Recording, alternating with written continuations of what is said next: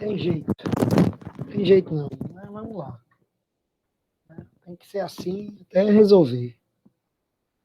E haja Lysol. Mas vai estar melhorando já. Pelo menos já está para... Bom, vamos lá. Então, é importante, acho que talvez é um dos caminhos mais interessantes, um dos, né, que a gente percebe na computação, né, a aplicação dela na educação, né, no ensino. Né? E por que isso? Né? Porque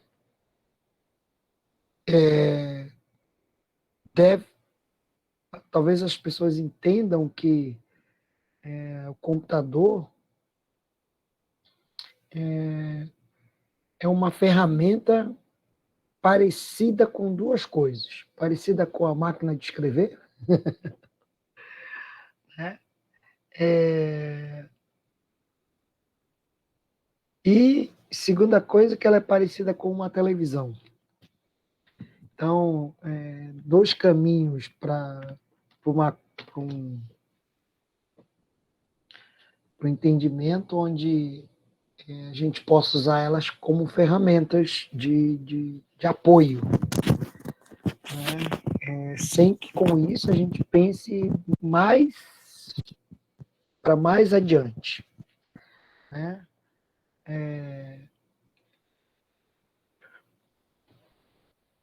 Obviamente que, se vocês olharem a evolução das ferramentas que os professores tinham, eu posso falar por mim, você tinha ali uma coisa chamada mimeógrafo. O que era o mimeógrafo? O mimeógrafo uma xerox, digamos assim, né? Uma forma de tirar cópias, né? Onde você tinha um carbono e você colocava álcool, né? Girava e colava a mesma imagem no outro papel lá. Né? Tinha gente que ficava doidão com esse cheiro aí, professor. Relatos. Vai lá. E depois, né, a gente começou a usar quando eu comecei a dar aula aqui na UFAM, você tinha o retroprojetor, né, que era uma luz, uma caixa com uma luz embaixo, com um espelho, né, e com uma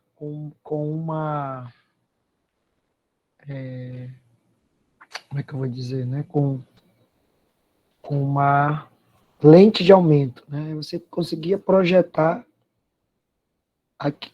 que você colocava em um papel transparente na coisa. Além isso para extra do giz, né? Do giz de cera não, como é que é? Do giz e da lousa, né? Então, só que assim, você tinha que carregar um monte de slide, de transparências, né? De lâminas. E com o surgimento do computador e dos projetores, tanto o computador primeiro com a impressora, a gente já podia fazer lâminas coloridas, bonitinhas, organizadas. Né? E depois dos projetores, a gente podia projetar aquela tela do computador na, na, na lousa. Né? Eu, particularmente, assim, ainda acho que o melhor, né, para a minha área, que é de algoritmos, né, área de ensino, que é de algoritmos, ainda acho que papel e caneta é melhor do que qualquer coisa. Né? E eu bato de frente nisso porque você dá tempo de você pensar e formular as coisas em cima do que você está fazendo. Enfim. Então, a partir do surgimento desse computador, você tem uma melhoria das ferramentas, né, disponíveis para o professor, mas ainda assim, quer dizer, o que eu estou fazendo? O professor está elaborando a prova, o professor está... É uma ferramenta de elaboração de conteúdo, né, para expor para os alunos. Mas não é uma ferramenta que favorece ao, a uma mudança de paradigma de ensino. Né? Então, até então, o computador está ali como uma televisão, uma impressora, né? Um gerador de slides. Pronto. É uma forma de desenhar melhor, uma forma de captar melhores informações, mas não de aglutinar, de trazer visões diferentes. Então, isso é o que a gente começa a ter como ponto de partida, que é, primeiro, ter outros instrumentos, né, para enriquecer a aula. Então, que instrumentos são esses? Né? Mais textos, mais elaborados, imagens, som. E hoje, né, você gera uma outra perspectiva, né, onde o professor, né, permite que o aluno, o computador permite que o aluno vá para além das explicações do professor. Né? Então,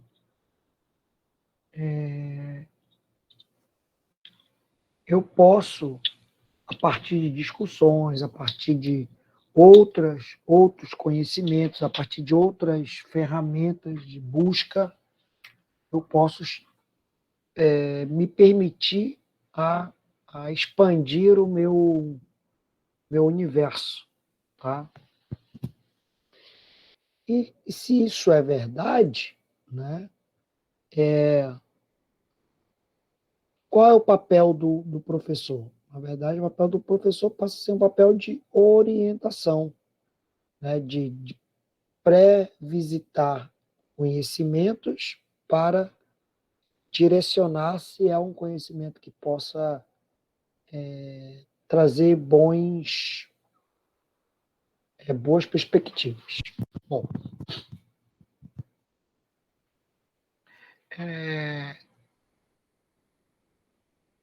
então, o que a gente precisa, né, é focar também, né, nós como desenvolvedores, tá, nas ferramentas não só que favorecem o aprendizado do aluno, tá, mas que tragam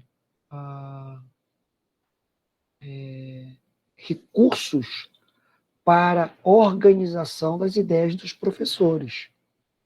Então, a gente viu, graças a essa pandemia, né, algumas mudanças bem significativas. Então, algumas coisas eu já fazia. Né? Por exemplo, pedir aos alunos que eles elaborem um vídeo, ou que apresentem um texto diferente. Então, são coisas que eu já vinha fazendo, né? E hoje os alunos fazem mais. E o que é interessante, né, é que a gente pode buscar ferramentas muito diferentes que favoreçam a várias abordagens. Então, a gente está aqui usando, né, um quadro em branco, que é uma ferramenta. A gente está usando um leitor de, de PDF. A gente está usando um software de videoconferência. A gente está usando uma rede de computadores, a gente está usando browser, navegadores, né? Pode colocar vídeos, então um apresentador de vídeo. Então, tudo isso são ferramentas que podem colaborar para um novo modelo de ensino. Ok, mas são só ferramentas. Então, não adianta eu comprar um monte de martelo, chave de fenda, chave de roda, um monte de ferramentas, se eu não sei usá-las. Tá? Se eu não sei para que eu vou usar. Então, primeiro, né, entender algumas coisas. Por exemplo, não adianta eu ter mecanismo de educação à distância, ok?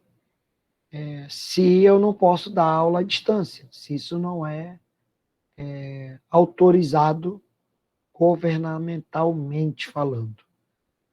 Então, se legalmente um curso à distância ele não for reconhecido como um curso válido, não tem por que usar essa ferramenta.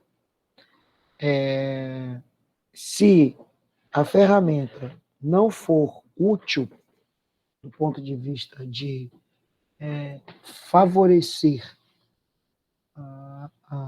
o uso, ser utilizável, né, também não tem como a gente entender que isso vai trazer benefícios. Então, existem ferramentas por exemplo, de captura de vídeos, utilização de vídeo que são muito sofisticadas, né? Do ponto de vista para quem é um videomaker, tá tudo bem. Mas do ponto de vista de um professor, que não quer fazer muita coisa, né? Quer colocar um dizeres embaixo, quer associar um vídeo a outro, né? Quebrar um vídeo, linkar um vídeo com outro, você não tem muito por que ficar assim, isso aqui faz um recurso de mudança de angulação, etc, etc. Né? Então, a gente tem que olhar para o conteúdo, melhor, tem que olhar o desenvolvimento das nossas ferramentas com o propósito que se deseja. Né? Então, adaptar uma ferramenta de videomaker para o professor é complicado, né? Porque ele não está ali acostumado com tudo aquilo.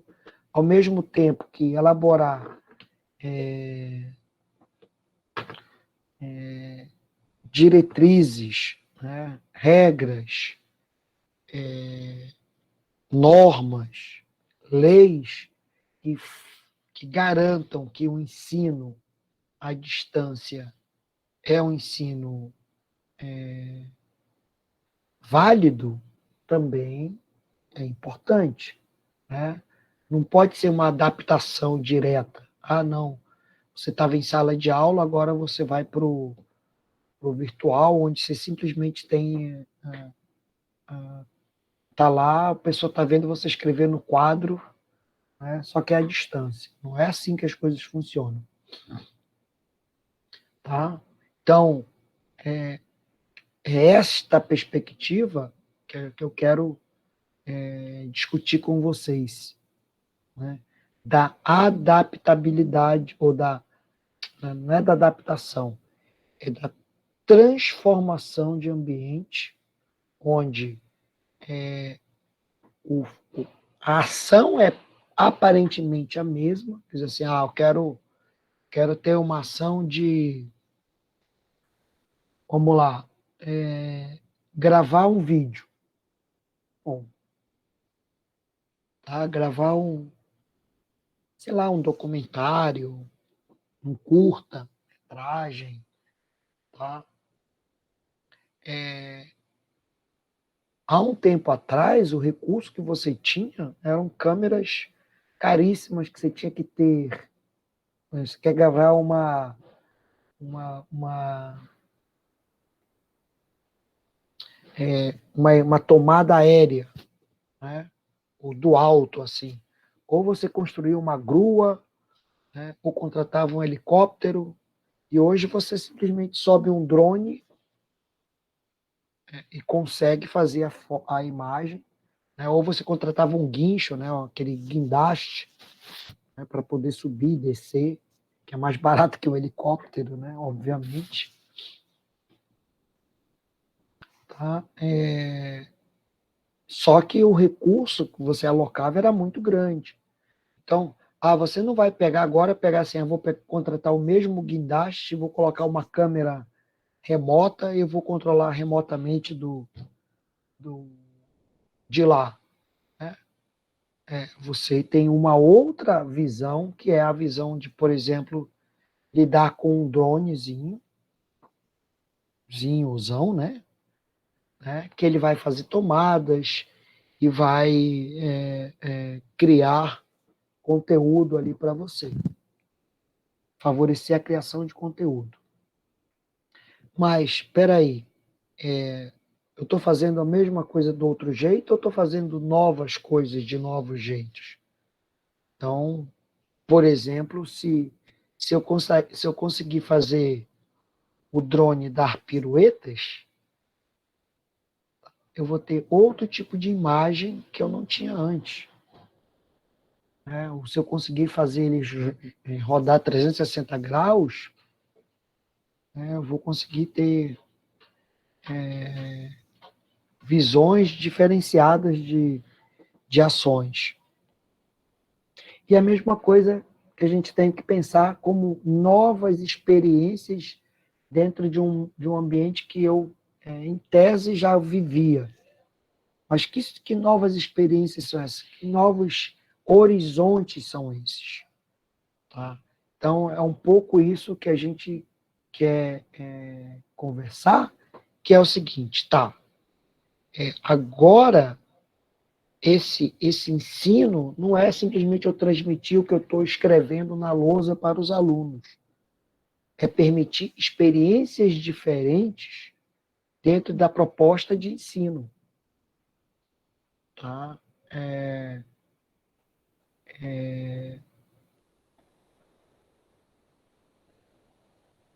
O que eu estou fazendo é me preparando, ampliando as minhas competências, as minhas qualidades, para que eu possa pensar diferente, pensar fora da caixa e gerar ideias novas. Tá? Neste caso aqui, de ensino, né, ou de aprendizagem. Bom,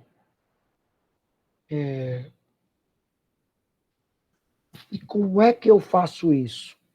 Como é que a gente trabalha em cima disso? A gente quer da tecnologia, assim, você vai olhar assim, mas 2 anos atrás, se eu falasse de fibra ótica, era o auge. Né? Tem casa fibra ótica. Concordam? Tá? Hoje, fibra ótica, quer dizer, já deixou de ser uma opção viável. Vocês entendem por quê? Né? Porque eu tenho aqui uma saída de 5G que tem a mesma velocidade da fibra ótica, ou semelhante, tá? E eu não vou precisar ficar lançando fibra direto. Se você olhar os postes hoje, você vai ver um emaranhado de fibra, né? Que é a fibra que sai de uma central, né, do backbone, para a casa do cliente. Ok. Né? E se o cara quebra a fibra, aí ele lança outra fibra, ele não retira aquela, ele simplesmente lança outra. E aí eu fico com outras fibras, um monte de fibra nos postes, e que levam a uma visão muito estranha do que é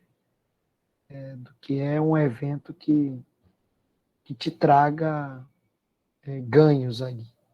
Tá? Bom, então quer dizer que as tecnologias nem sempre elas vão dar o melhor resultado. Mas como é que eu tiro dessas tecnologias conhecimento, tá, para ajustar e melhorar? Então, este é o modelo, tá, que a gente tem que trabalhar, um modelo evolutivo e não um modelo mostrado, quer dizer, focado numa questão absolutamente estática. Tá? Diz assim, não, a forma de ensinar é no quadro. Aí você tem que estar sempre usando o quadro. Eu, por exemplo, adoro usar o quadro, né? Mas eu uso o quadro não como uma forma de monólogo, né? Onde eu falo e vocês copiam, tá tudo bem. Eu uso o quadro como uma forma de despertar o pensamento para ideias problemáticas que vocês vão encontrar no dia a dia. Então, uma das minhas técnicas é, por exemplo, escrever coisas erradas, ou ir a partir de um caminho completamente que eu já tenho certeza que vai ser um caminho difícil, ou que não vai dar resultado, tá? Para que vocês entendam, né, que a gente pode parar, refletir, voltar e ajustar.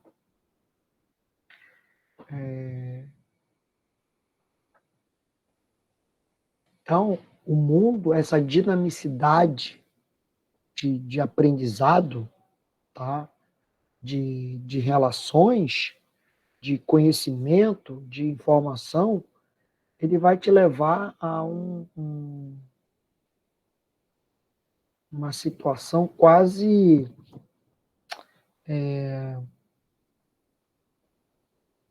como é que eu vou dar um nome a isso? Não é quase como quem tem TDAH, né? Quem tem déficit de atenção. Porque a pessoa não consegue se fixar dentro de uma solução. E isso também é uma problemática. Tá? Porque quando você tem um caminho a ser seguido, né, a ser direcionado, beleza. Né? Quando você tem uma enxurrada de possibilidades, e agora, o que, que eu vou fazer? Tá? Então, temos que ter muito cuidado quanto a isso. Eu estava até discutindo esses dias, né, que aconteceu, por exemplo. Vocês, alunos, estão no imediatismo, né, não digo vocês especificamente a minha turma, né, de se não for desse jeito, do jeito que eu me sinto mais confortável, eu vou procurar outros caminhos para aprendizado. E não dá tempo de discutir, né, se o teu caminho confortável é o melhor caminho que você tem a seguir. Tá? E isso no caminho, no sentido de assim, eu não estou simplesmente aprendendo um conteúdo, eu estou formando a minha capacidade de resolução de problema, porque eu vou ser um profissional. Né? Eu não estou simplesmente adquirindo conteúdo por adquirir, como é que a gente pode entender parcialmente, tá? E aí entre muitas aspas, né? Que acontece no ensino médio, no ensino fundamental, onde você está aprendendo, né, um raciocínio muito, eu vou dizer, muito fechado, né? É, que é decidir, né, a tomar decisões. Aqui, não, você está aprendendo a enxergar problemas, descobrir problemas e descobrir soluções inexistentes às vezes. Né? Pegar e dizer assim, ó, por onde que eu vou partir? Ah, é por aqui, tá. Então, o desconforto, ele tem que fazer parte do aprendizado, né? do ensino superior.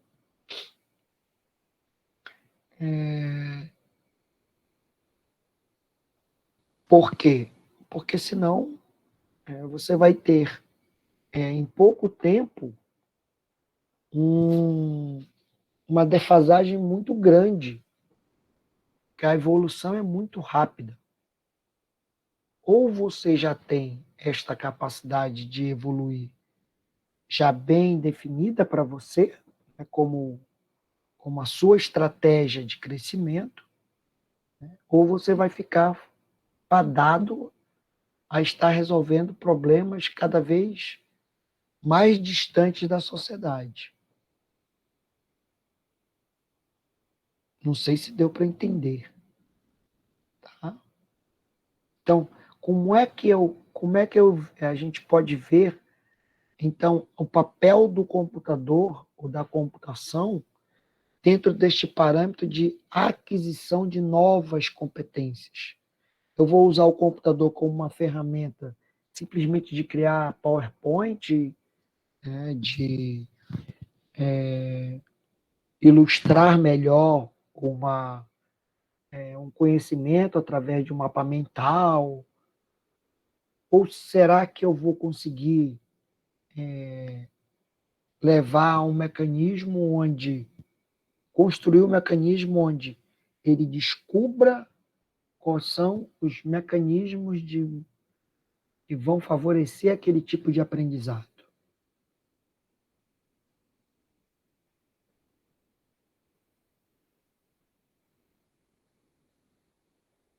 Deu para entender? Né? Então, o que eu estou fazendo como proposta para vocês, o que é essa disciplina? Apresentar uma outra visão, não só uma visão que é parcialmente computacional, mas uma visão, entre aspas, aqui de novo, filosófica, de como é que a gente pode perceber o mundo para que a gente ache problemas e resolva aqueles problemas de uma outra ótica, e não simplesmente da ótica técnica, de dizer assim, faz um CRUD, está tudo bem, né? Inserir, remover, remover, imprimir e alterar. Fez isso, está tudo bem. Fez tudo isso, tá tudo ótimo. É esse tipo de função que eu quero. Tá? É esse tipo de programa que eu quero fazer. Ele faz simplesmente cria, remove, insere né, imprime e altera. Então, o que a gente está buscando espera aí, eu vou criar, mas eu vou criar de que forma? Tá? Eu vou trazer isso de que outros mecanismos eu posso me apoderar para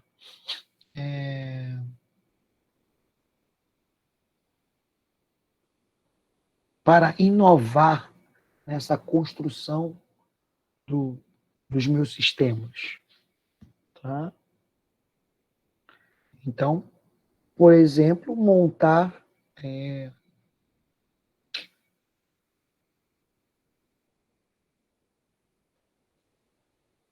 soluções ou ranquear, né, propostas que sejam muito semelhantes ao que já existe. Então, eu posso criar um mecanismo onde, por exemplo, eu vou estudar sobre, sei lá, né, árvores B. Ah, bom, então eu tenho lá a árvore B, eu tenho lá o join, que é um mecanismo de junção, né? E como é que ele funciona? Peraí, deixa eu ver quais são as implementações que existem. Bom, eu vou partir da onde? Né? Então, eu já tenho caminhos que vão me dizer, olha, eu tenho os livros tais, tais, tais, páginas tais, tais, tais, tem. Esse livro aqui é igual a esse outro. As soluções dadas seguem essa direção, mas tem esse tipo de problema que acontece aqui. Como é que resolve? Né? Então, ele já te vai dando os direcionamentos, mas pode te dar desafios. Tá? De modo a que a gente possa descobrir, né, problemas que a gente desconhecia. Então, estava vendo esses dias, deixa eu ver se eu lembro o que era, com relação às deficiências, né? Então, não, isso faz muito tempo, né, que eu vi também alguma coisa acontecendo assim, ó. Você pega uma propaganda na televisão, tá? Ah, nós estamos oferecendo por esse precinho aqui, camarada. Tá? Estamos em promoção hoje com arroz, sei lá, pampeano, um preço mais especial. E está lá estampado o preço. Tá? Mas se a pessoa que tá ouvindo ali, né, é cego, ela não sabe qual o preço que tinha, não sabe aonde né? E é muito comum, eu vejo propagandas aqui em Manaus, na televisão, que é assim, ó, Baratão da Carne inaugurou no Parque 10. Tá? Onde? Né? Ele não diz onde é. Pô, inaugurou no Parque 10? Onde? Né? Em que localização? Assim, se você for dizer assim, no Parque 10, na Avenida Tancredo Neves, saindo do Parque 10, indo em direção ao Parque das Laranjeiras. Opa, isso é outra informação. As informações precisam estar agregadas, tá, para diversos formatos de aprendizado, seja ouvindo, seja vendo, ou seja experimentando, né? Então, escrevendo, participando, né? Clicando. Então, quando a gente começa a ter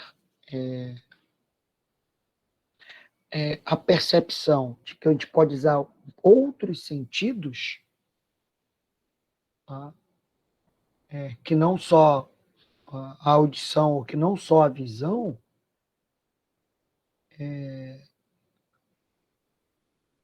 a gente enriquece esse caminho que a gente está seguindo, ok?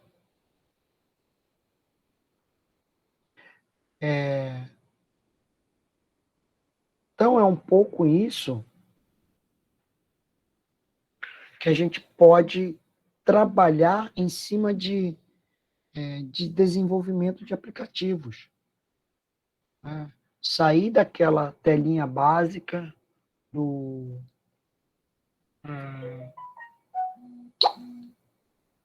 inserir, remover, criar, não sei o que, tarará, né? E olhar para como é que ele constrói essa solução dele, né? Então, como é que aquele cliente espera ter um resultado, a partir de onde, a partir de que parte ele está lá.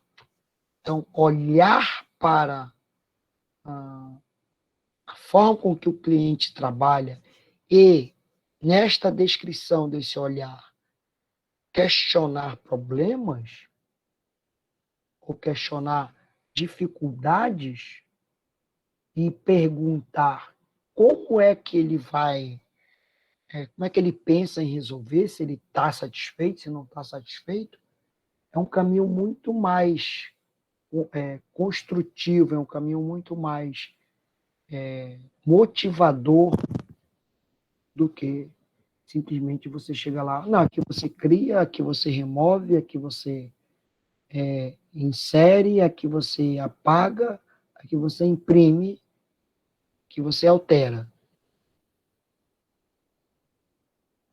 Dentro da mesma perspectiva de uso. Por exemplo, tá?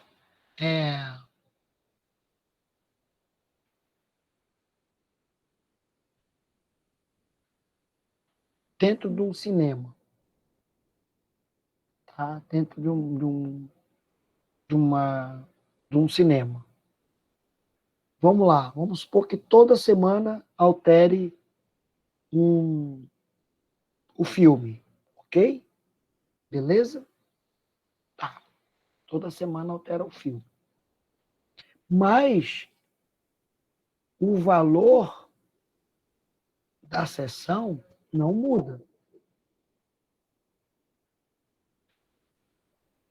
certo? Então, não muda com frequência. Então, se eu coloco como nas mesmas, assim, na mesmo nível de visibilidade,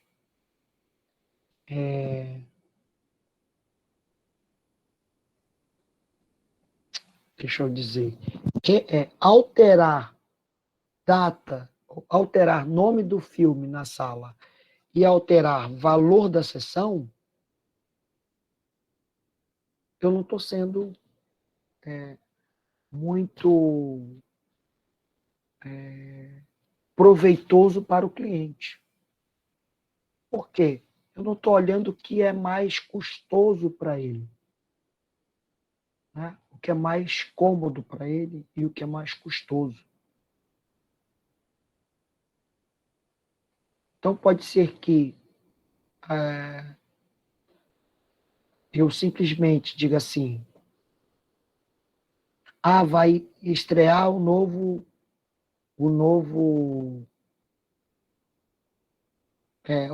filme na sala 3.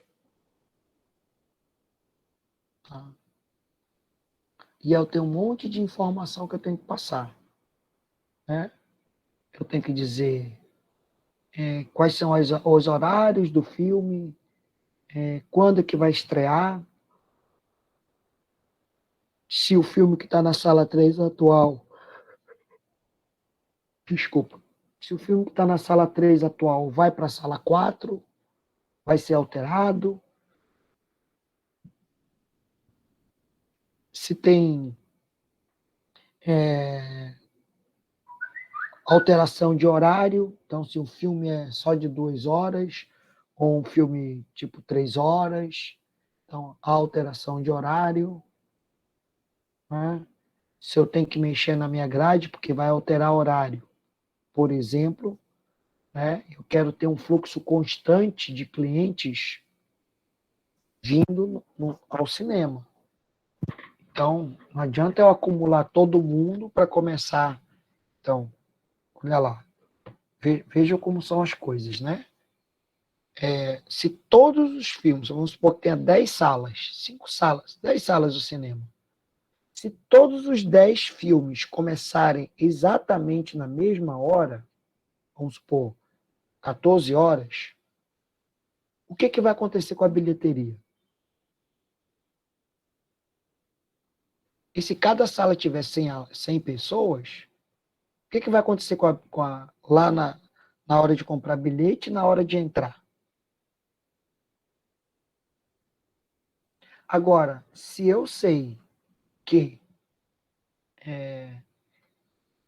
o tempo que eu vou gastar para entrar, ou seja, verificar o ticket, por cada filme leva mais ou menos uns 15 minutos, tá? Eu consigo reduzir em 25% o fluxo para 25% o fluxo de movimento da minha bilheteria, da minha entrada, bastando para isso o quê? Trocar de 15 em 15 minutos a entrada do filme. Então, o filme vai começar, um vai começar 2, o outro vai começar 2h15, o outro vai começar 2h30, o outro vai começar 2h45. O que eu tenho com isso? O intervalo onde eu tenho 15 minutos para respirar entre uma sessão e outra. Né? Há uma economia. E onde é que eu vou pensar nisso? Né? Eu vou pensar nisso no projeto, né, que eu estou levando para o cliente,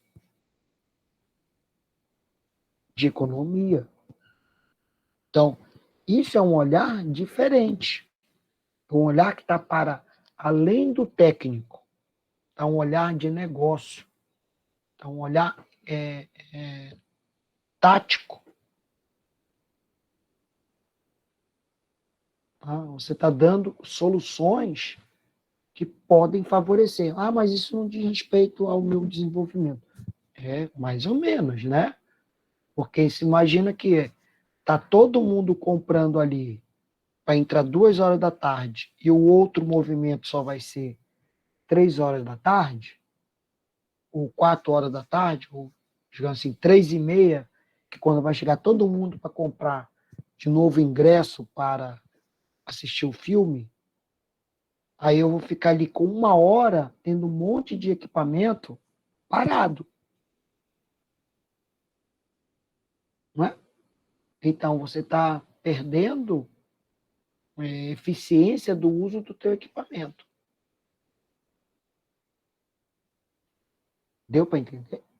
É tipo uma besta enjaulada, né? Uma o quê? Uma besta enjaulada. É isso. Entendeu? Então, essas são soluções que, por exemplo, agradam. Ah, o que isso tem a ver com o aprendizado? Tudo, cara. Olha só,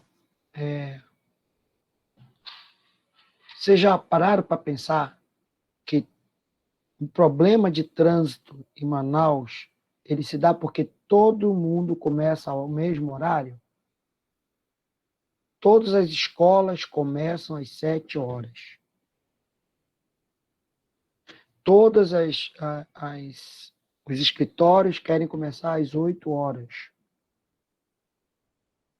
Todas as aulas na UFAM começam 8 horas. Elas podiam começar às 7 horas. Podiam começar às 7h30, 7 horas, 7h30, 8 horas, 8h30. Ah, o aluno vai perder ali meia hora do intervalo de uma aula para outra. Não tem problema. Né? Mas ele vai chegar com o ônibus mais tranquilo. O ônibus vai ser melhor distribuído.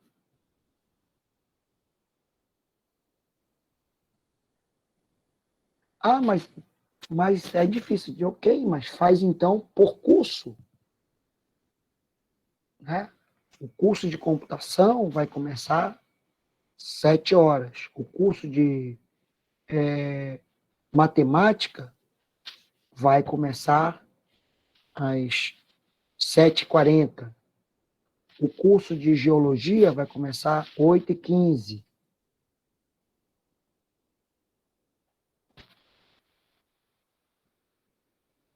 Isso vai fazer com que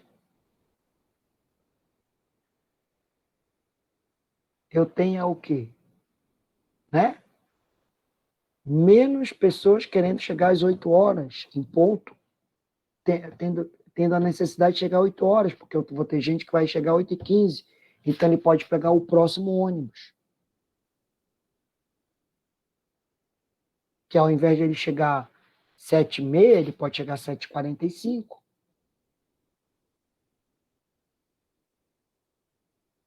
Isso é solução computacional, porque computação é você dar soluções para problemas.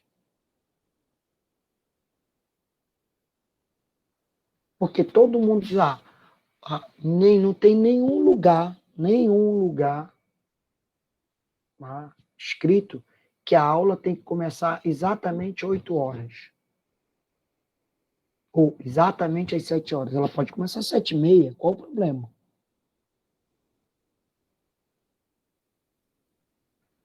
Entenderam?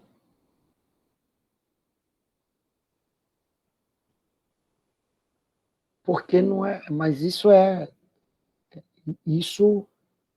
digamos assim, não passa pela cabeça de quem está gerenciando a questão de recursos.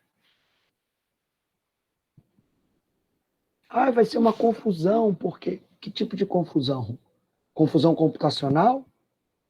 Porque o professor que dá aula para a computação e dá aula para matemática, ele vai ter um intervalo de tempo onde ele vai ficar ocioso? Ociosidade não é o problema, cara, porque a gente faz um monte de coisa aqui, né? Porque ele vai sair mais cedo? Não, pô. É uma questão cultural. Né? Então, tem professores aqui que chegam aqui no ICOMP. Eles chegam às 6 horas da manhã, 6h30, porque é muito melhor. Eu, quando precisava levar meus filhos para o colégio, ora, ele tem que entrar às 7 horas, ele começa a aula às 7 horas, então eu tenho que deixá-lo às 6h30. Então, antes das 7 horas, já estava no campus. Só que eu tinha que esperar até 8 horas para começar a minha aula. Ou às vezes até 10 horas. Entende? Então, são coisas que precisam ser ajustadas. Para a turma, sei lá, turma de primeiro período. Primeiro período vai começar às 7 horas as aulas. Por quê? Porque calouro tem que sofrer mais. Né? Já estão acostumados a chegar cedo no colégio, então vai começar às 7 horas. A turma do terceiro período vai começar às 7h40. A turma do quinto período, 8h15, 8h20.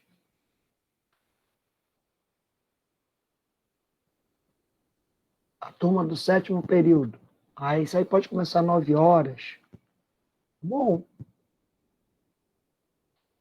certo? Com isso, o que acontece? Eu tenho uma redução da quantidade de pessoas que vão chegar ao mesmo tempo na faculdade. E aí eu consigo melhorar a chegada dos ônibus. Consigo melhorar o trânsito na hora de entrar na UFAM, para quem vem de carro. Não é?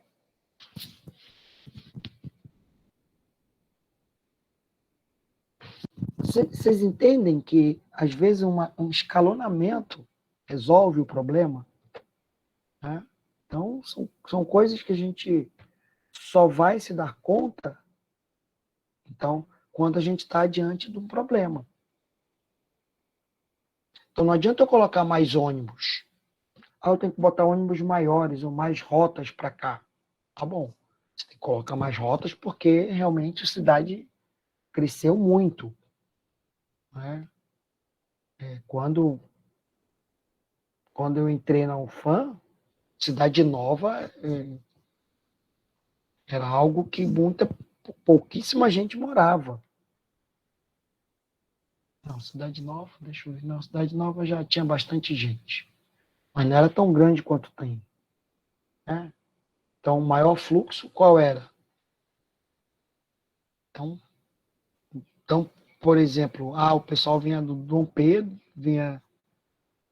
Dom Pedro, Parque 10, mas hoje o pessoal vem muito da Zona Leste, da Zona Norte, muito da Zona Centro-Oeste. E, cara, gasta mais tempo para chegar até aqui. A gente sabe disso. Né? Mas por que não tem rota de ônibus da Zona Leste da Zona Norte para a UFAM? O que está faltando? Entende? Porque todos nós temos lá o nosso endereço colocado lá dentro do sistema. Pô, o cara é só fazer, olha, você mora onde? Você vem de ônibus ou de carro? Beleza. Eu, com esses dados eu posso chegar lá na empresa municipal, Instituto Municipal de Mobilidade Urbana, MMU, dizer assim, ó, eu tenho esse fluxo de pessoas vindo aqui, ó, nesse horário, e eu não tenho ônibus para vir para cá. Vamos melhorar uma rota e vamos pensar numa rotas para atender esse povo. O que é isso, cara? Se não é computação, né? Acabei de ter uma ideia de, de projeto, né? Acabei de ter uma ideia de projeto, beleza? Que é fazer esse tipo de levantamento, que é entender quanto tempo cada um passa no ônibus, etc, etc. Olha que legal. Gostei da ideia. Para a gente saber melhorar a qualidade de vida dos alunos. Então, se o serviço, por exemplo, de chegada tem que ter um ônibus de 5 em 5 minutos, e aí fica um tempão ocioso. Por que fica um tempão ocioso? Simplesmente porque todo mundo tem que chegar às 7 horas. E o que faz? Das 8 até 11 horas. Você vê o fluxo de ônibus é pouquíssimo. De pouco. Então, o cara compra um ônibus que custa, sei lá, 800 mil reais, e ele tem que entupir esse ônibus no horário de rush, porque depois o ônibus fica parado. Então, 40% do tempo, o ônibus anda vazio. Então, uma coisa que eu sempre questionei, sempre, isso desde o tempo que eu era aluno de processamento de dados, desde 1987. Ora, tem o 616, não tem? Que é o ônibus que sai da UFAM e vai pelo Japim. E tem o ônibus que sai do Japim e vai para o centro. Então vamos lá. Como é que é o fluxo? O pessoal sai de manhã cedo, 7 horas. O ônibus que sai do Japim ele vai cheio para o centro e volta vazio. E o ônibus que sai do campus, ele vai vazio e volta cheio. Pensa.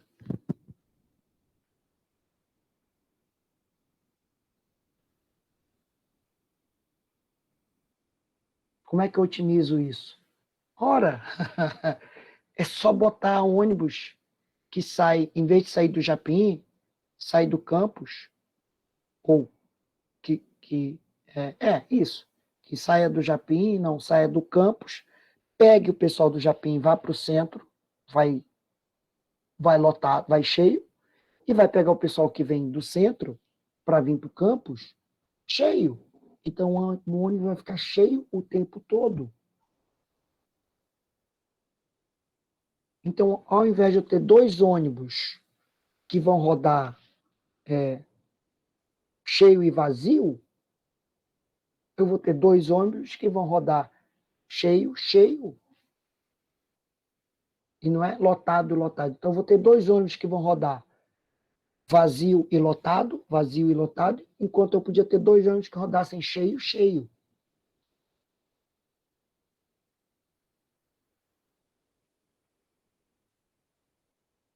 Ou não é uma coisa de você pensar,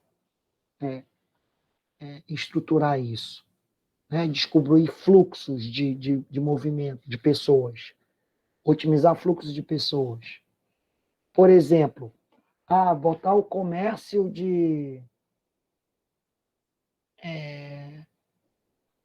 sei lá, de alimentos que comecem a funcionar a partir das 10 horas. O comércio de indústria que comece 7 horas da manhã. O comércio de vendas, né? Que comece às 8. O comércio de serviços que comece às 9.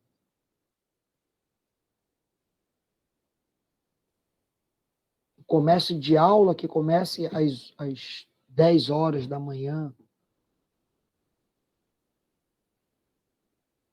Para que isso? Para que haja ou o comércio de aula, a aula que começa às 6 horas da manhã, porque eu primeiro tenho que me livrar dos filhos para depois ir trabalhar. Tá? Mas aula do primeira à quarta série, ou da primeira à sexta série, que começa às 6 horas da manhã, da sétima à oitava, à nona série, né? Nono ano, que comece 7 da manhã, e do ensino médio, que comece 8 da manhã, porque o pessoal do ensino médio já pode ir de ônibus. Então, não é mais uma preocupação para o pai.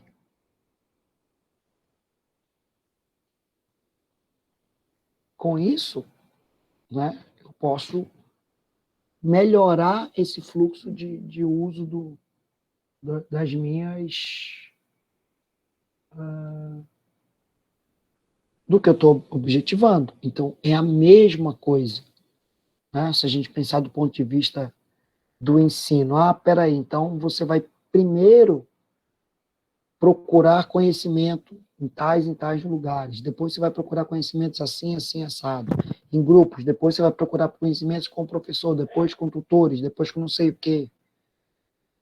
Então, montar um fluxo de utilização que favoreça o ganho e não o desperdício. Entenderam? Então, isso o que é? É conhecimento. Na verdade, é inteligência, né? É usar o teu conhecimento para resolver problemas. Então, uma mudança simples, que é, por exemplo, alterar os horários de início das aulas. Vai mudar onde? Vai mudar no sistema, cara. O sistema tem que começar, não é só 8 horas. Ele tem que começar 8, 8h15, 8h20, 8h30. E na hora de ensalamento. Pô, mas vamos lá, né? Quando vocês, em tese, estão na mesma disciplina, no mesmo no mesmo grupo de pessoas, vocês vão assistir a aula na mesma sala. Vocês não saem de uma sala para outra. Não é verdade? Só saem porque estão desperiodizados. Porque que a tendência é colocar todos na mesma sala.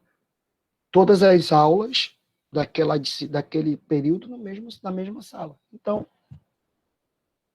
se a sala começa às 8 horas ou 8h15, ela vai ser ocupada sempre.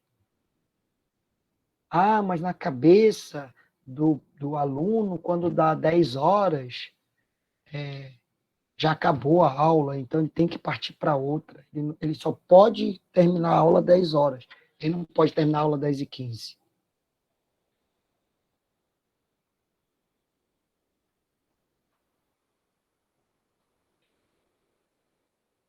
Estão entendendo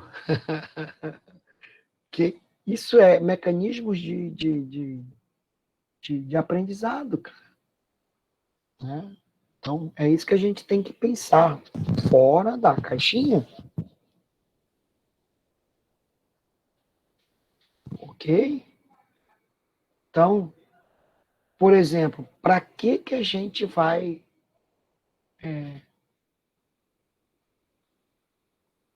ter de novo, como é que eu vou dizer,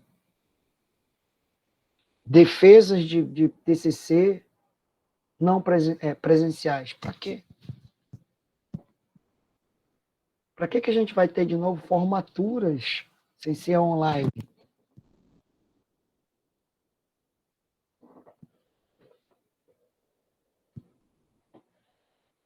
Entende? A formatura online é sensacional, cara, né? Porque, primeiro que o professor não tem essa de, o reitor atrasou, não, o reitor não sei o quê. Não, ele vai estar se preparando para isso. Quando acabar uma, ele já vai começar outra, já abre outra porta. Né? O reitor sai e ele já pode inicialmente, já na mesma hora, começar uma outra formatura. Porque ele simplesmente abre a outra sala virtual e vai começar outra formatura e está tudo bem. Entende? E ele ganha tempo com isso. Porque é a função do reitor participar das formaturas. Então, quando eu estava lá no Rio Grande do Sul, a reitora lá, eu fui a várias formaturas e ela fazia questão de dizer isso. É minha obrigação estar em todas as formaturas e eu não faltei a nenhuma. Mas isso quer dizer o quê? Tá? Que o aluno tinha que ter formatura na agenda dela. Então, ela disponibilizava. Sexta-feira, 10 horas da manhã, 8 horas da manhã, uma formatura, 10 horas a terceira, a segunda, 14 horas a terceira, 16 horas a quarta.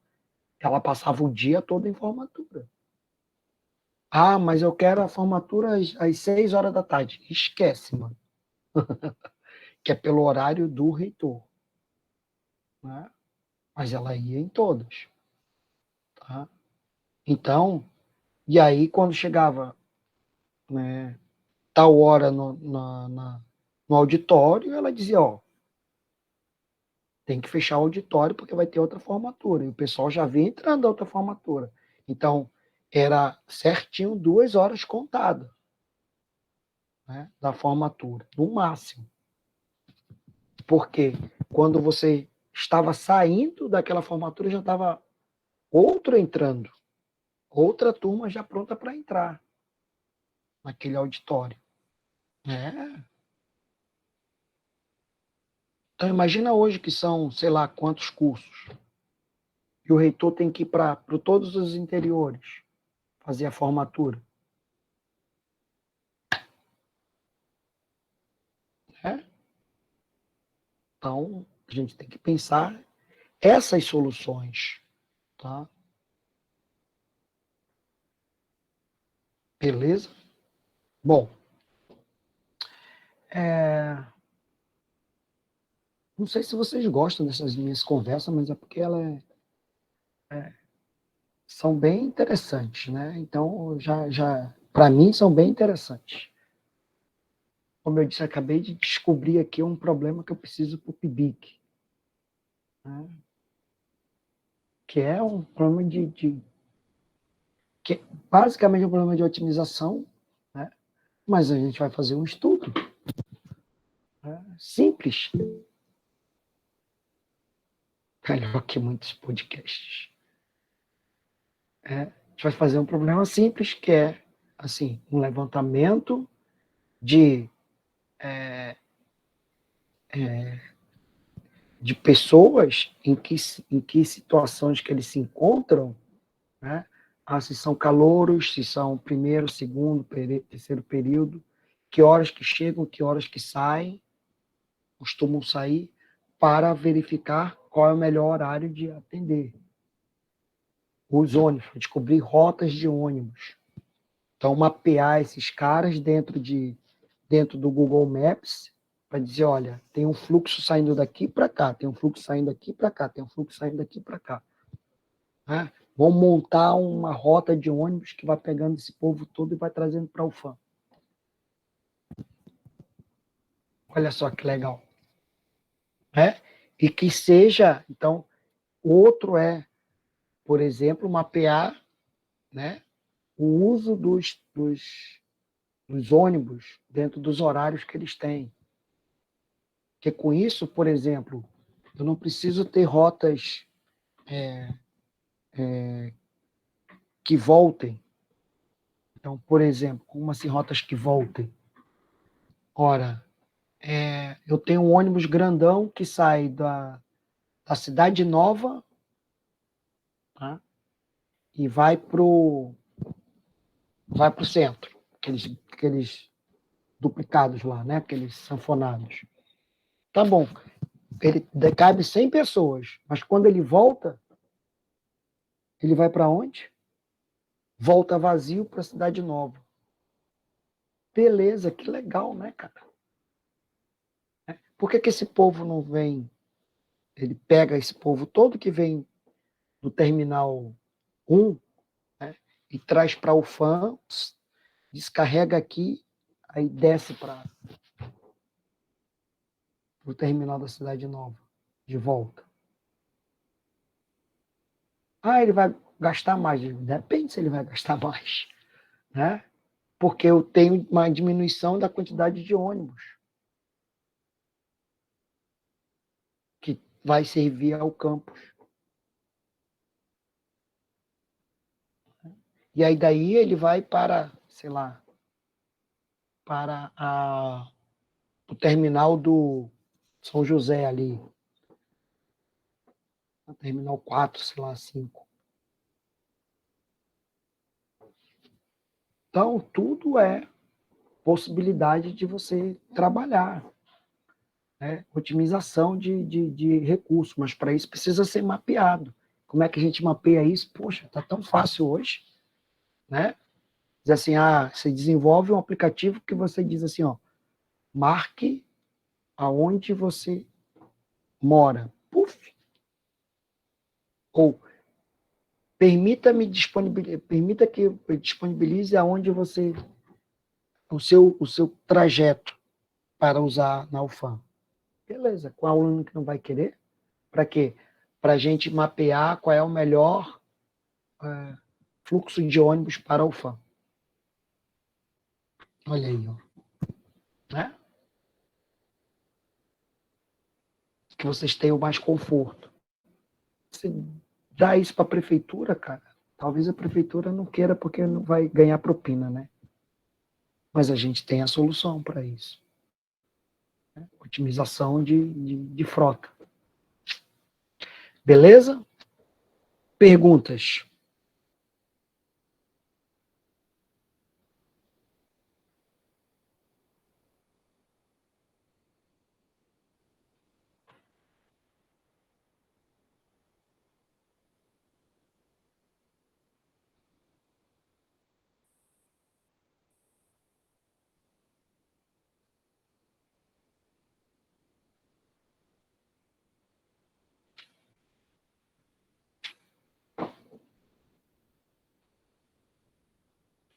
Não? Sem perguntas? Então tá. Não esqueçam que Professor, eu tenho uma dúvida quarta-feira... assim. Quando o senhor comentou aí sobre os aplicativos, né? Quando a gente cria um aplicativo onde armazena dados do usuário, a gente tipo, tem algum respaldo com o conselho de ética ou coisa do tipo assim? Vamos lá. O conselho de ética, ele serve para, assim, o conselho de ética ele serve para cuidar dos experimentos que envolvem seres vivos, não só seres humanos, tá? Seres vivos. Então, se eu vou mexer com cachorro, se eu vou mexer com rato, com gato, se eu vou mexer com cobra, é um ser vivo? Se eu vou mexer com ser humano, é um ser vivo? Então, eu preciso passar pelo comitê de ética. Dados não são seres, tá? Então, são informações que eu vou captar de pessoas. A não ser que eu faça entrevistas diretas, né?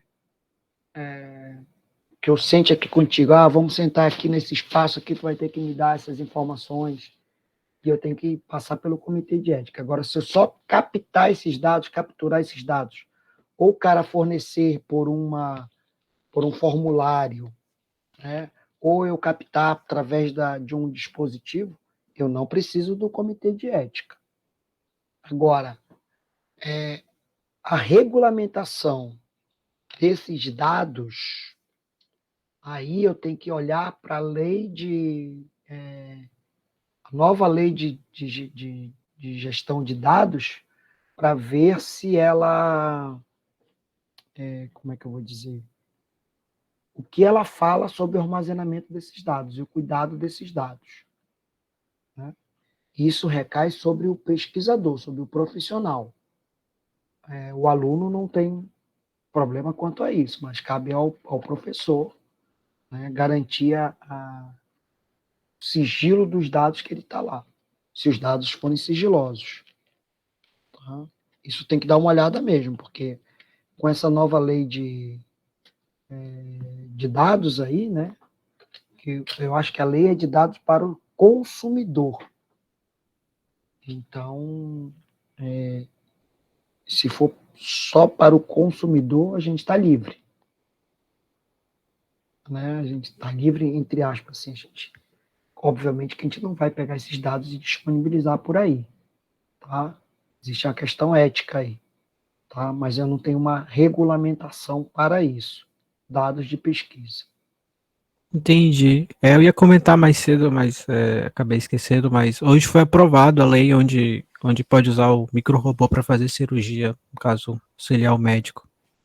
Lembrei do que a gente discutiu semanas atrás. Legal, bem interessante. Olha aí, ó. Tá vendo, né? Isso é importante, cara. Isso é importante, porque a gente está mudando o mundo. Então, a mesma coisa assim, ó. Vamos lá. Se um carro autônomo, ok? Bate alguém, de quem é a culpa? Atropela alguém, quem vai ser o culpado?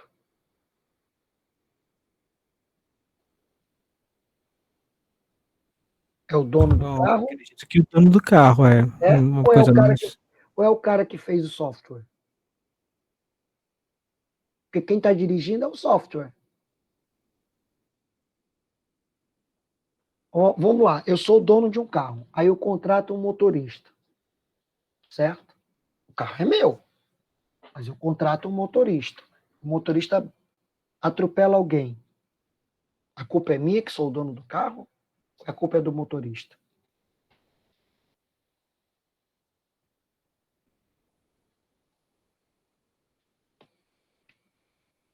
E agora, na questão dos carros autônomos? De quem é a culpa?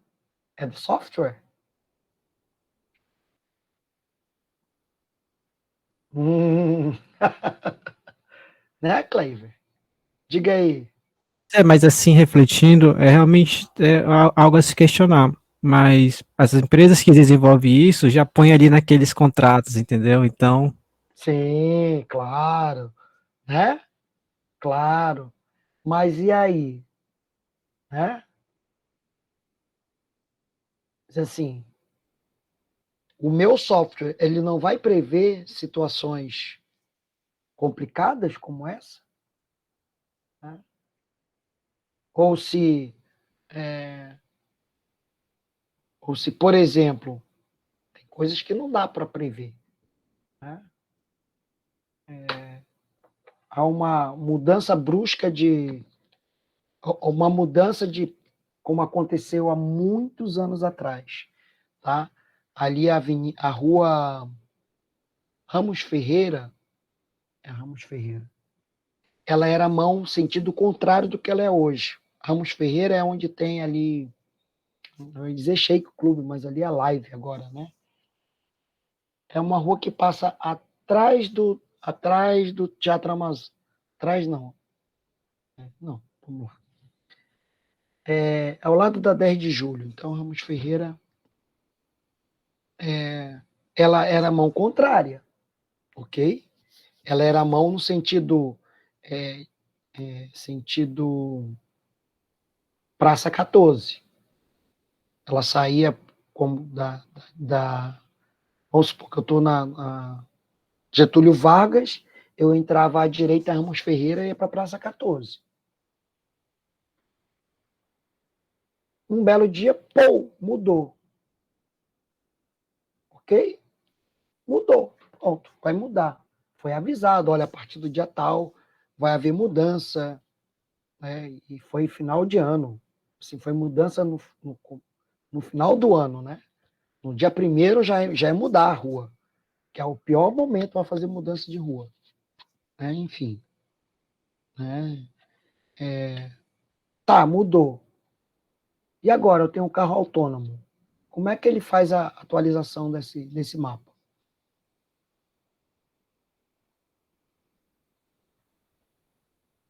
De mudança de mão. Ia para frente, agora vai para trás.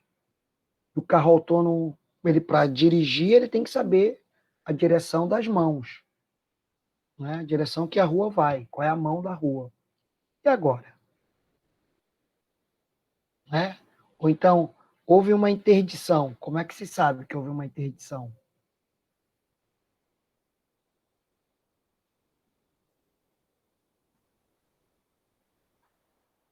Que outro dia, por exemplo, eu queria chegar lá num determinado lugar, tem dois caminhos, os dois caminhos estavam indisponíveis. Aí eu tinha que dar uma volta fenomenal. E aí, como faz? Né? E acontece um acidente, o cara entra na contramão ali, num carro autônomo. De quem é a culpa?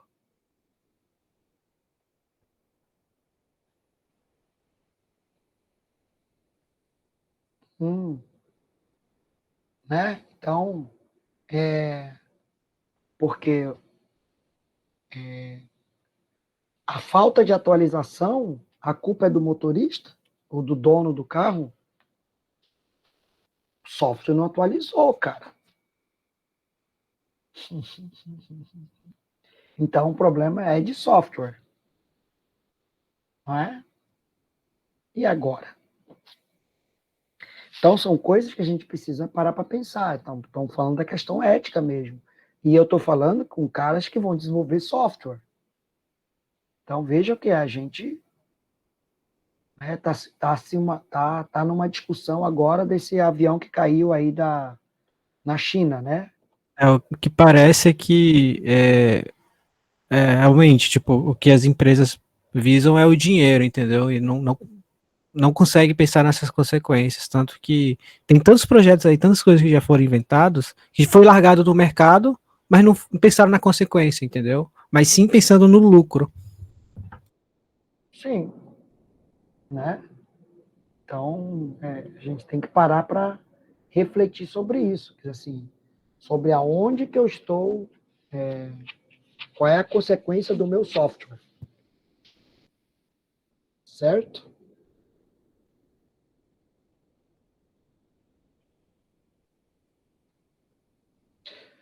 Então, temos que pensar nisso aí. Eu gostei da aula de hoje porque eu descobri um problema que eu estava procurando para poder fazer um PIBIC, uma coisa nesse sentido. E agora já tenho. Show de bola. Então, tudo certo, professor. Se o senhor Beleza? está feliz, eu estou feliz. Olha, vou te dizer, olha. Cadê o Matheus, né? Não, não, o Max. Cadê o Max? O Max não veio, né? Pô, o Matheus. Quem? Mas 7 sou eu. Fechou, então? Então, não esqueçam que quarta-feira é o último dia do mês, né? É dia de entregar o trabalho, tá? Pelo aquele e-mail lá. Quarta não, é quinta-feira, né? Que é 31. A gente combinou, dia 31, tá? Não deixe para depois.